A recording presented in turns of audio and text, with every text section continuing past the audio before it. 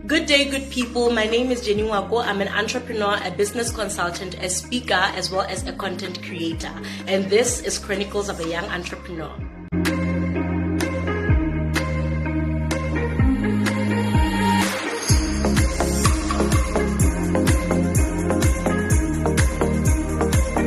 Thank you so much for tuning into the first ever episode of Chronicles of a Young Entrepreneur. If you're wondering what this is about, it is a digital platform that I have created to hold profound and practical conversations around entrepreneurship with the aim to help, inspire, as well as equip young people who want to venture into business or those who have already started their businesses but would love to grow them from the ground up successfully. Now, after having my own share of failures and limits in the streets of entrepreneurship, I thought it was ideal to share my experiences as well as the experiences of other local entrepreneurs who I'm going to interview in the next episodes. So if you're a young person, you want to start a business, or you're already into business but you want to grow successfully, or you've once started a business and then you stopped due to a few reasons, then you're in the right place.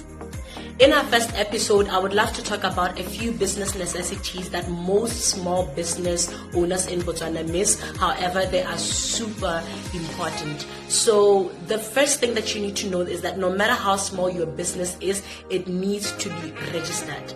Business registration. So please note that I am not talking about company registration, but business registration, because there is a huge difference. Registering your business compared to registering a company requires lesser fees, and it takes a short period of time. So if you're just starting, if you're just getting into business, or if your business is still really small, you would want to consider registering it as a business and not as a company.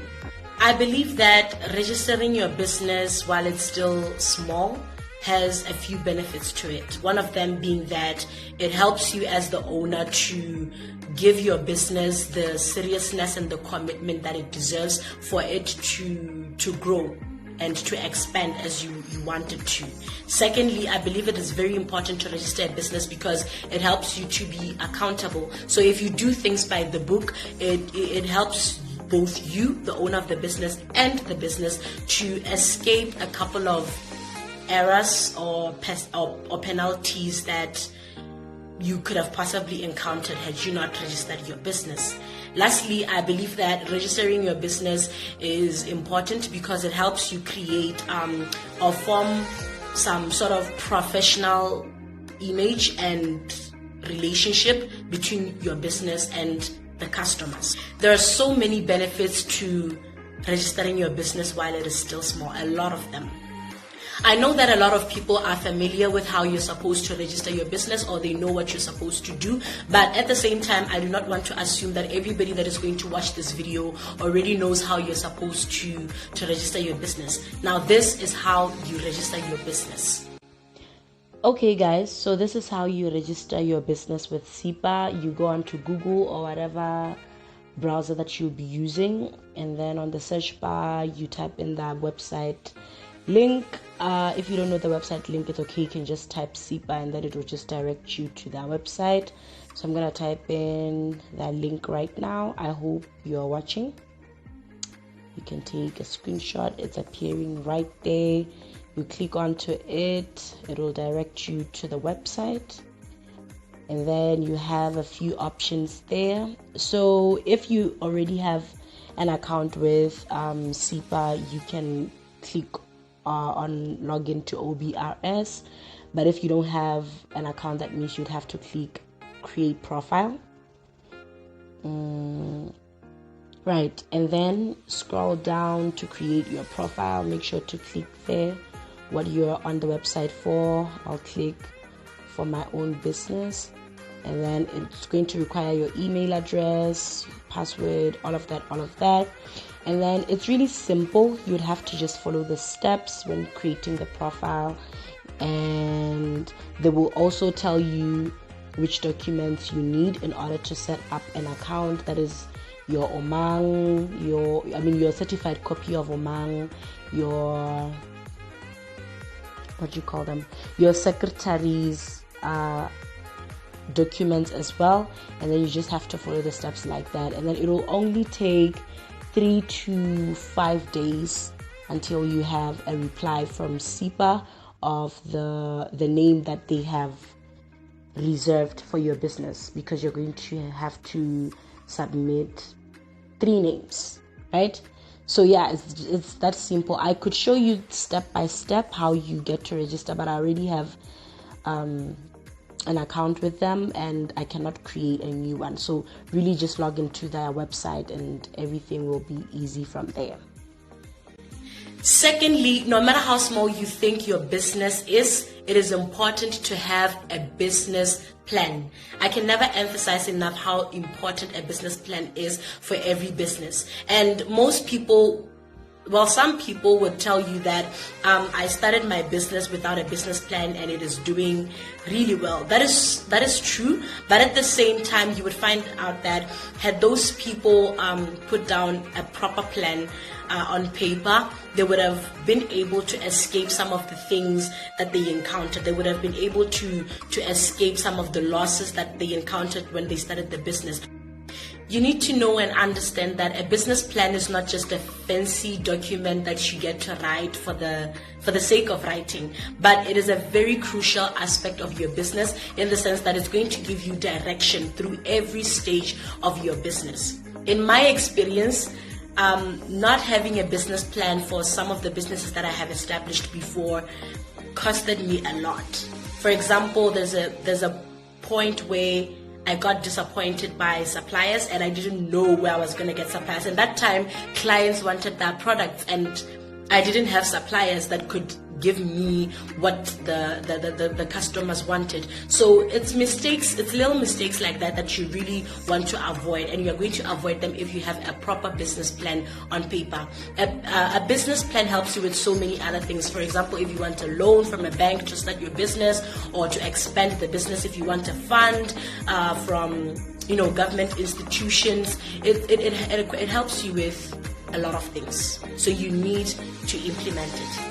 How you write a business plan isn't a hard thing, and the format doesn't really matter, but what matters is the content in the business that will be able to meet your business needs. So you can go on to Google and just search how to write a business plan for the business idea that you have, right? So there's so many templates of business plans on Google. If you don't want to do that and you want an expert to help you with that, you can engage a business consultant. And one important thing that I would really want to mention about engaging a business consultant in helping you create your business plan is you need to be involved. Now, in my experience at Clean Minds Consultancy, what I've noticed is that most young people would come to me with their business ideas and ask me to create business plans for them. However, they wouldn't want to be involved. But you need to understand that at the end of the day, a business consultant is only going to help you create the business plan. But at the end of the day, you are the one who's going to run the business. So if you do not know much about your business, it's bound to fail in some way. So if you're going to engage a business consultant to help you create a business plan, then you need to be involved. If they try to engage you in some aspects of the plan, the financial plan, the marketing plan, whatever, you need to be attentive. You need to be present, not just dumping a business idea and dumping your money there and say, hey, I paid you, so you need to see what you have to do. I'm not going to be involved. You really want to be involved. At the end of the day, you are the owner of the business. The third and last thing, very crucial thing that I would love to talk about is that if you're a small business owner, you need to separate your business finances from your own personal finances. Now, in this case, you need to understand that you and your business are two separate entities. You might be the owner of the business, the idea might be yours, but at the end of the day, there is you and then there is your business. Now, if there's something that makes small business owners fail, is that people tend to use their business finances for their own personal use, which is very deadly. If we are being realistic, there are times where when you start your small business, you do not have any other means of income. So you are totally dependent on your business revenues. That is, your whole entire lifestyle is dependent on your business finances. So you might be asking yourself, what is this girl talking about? I do not have any other source of income, so how am I going to survive? How am I going to pay my bills if I'm not going to touch my business finances? Great, that's a great question, but here's how you can successfully do it. Pay yourself. Have a basic salary. The same way you pay your suppliers and your other service providers and your other employees in the business, then make sure that you make yourself an employee as well. Do not use the business revenues or profits for your own personal use, but pay yourself a certain salary so that you can be able to sustain both the business and your personal lifestyle. Here's something that you can also do to make sure that you successfully separate your business finances from your own personal finances. Treat yourself as someone who is loaning the business. So maybe 6 months down the business, down the operations of the business, you can start paying yourself back. That is, you would have calculated how much money, how much savings you would have injected into your business. Now, once the business starts growing and making its own profits, make sure to pay yourself back. Similarly, pay your business back. If at the beginning of the business you had no other option but to use the business finances for your own personal interest, make sure that you pay the business back once you make your own money or once your business starts giving you a basic salary. This helps you to measure whether or not your business is growing, because one mistake that we make as small business owners in Botswana is that when we keep on injecting our personal savings or our money into the business, we think that the business is lucrative, and we think that the business has money, is making money. We think that it's growing. But if you were to sit down and really check your books, that is if you're keeping a record of something, of your numbers, if you were to sit down and check your books, you would realize that your business is not really making profit. However, you are the owner of the business, who keeps on injecting money into the business. So you want to pay your business back, and you want to make sure that your business pays you back. One of the benefits of separating your business finances from your personal finances is that on its own sustains the business. It leads to a long-lasting business. So when I started talking about this point of separating the business from the owner, I said that one of the things that kills small businesses locally is the failure to separate the accounts. So if you want to see this business expand, if you want to see it grow, if you have a vision of it becoming something great, then you need to separate the finances as early as possible. Lastly, I already mentioned that separating your business finances from your own personal finances helps you to measure whether or not the business is growing, helps you to measure whether or not the business is sustainable and whether it's lucrative or you're just running on a loss. Perfect. So those are the few business necessities that I believe local entrepreneurs should implement for the success of their businesses. I hope you enjoyed our first episode. Kindly engage with me in the comments. Tell me what you thought of this episode. Tell me what other business necessities you think we should implement, and please try to be kind in the comment section. Let us not bash one another. I have a very small heart, please.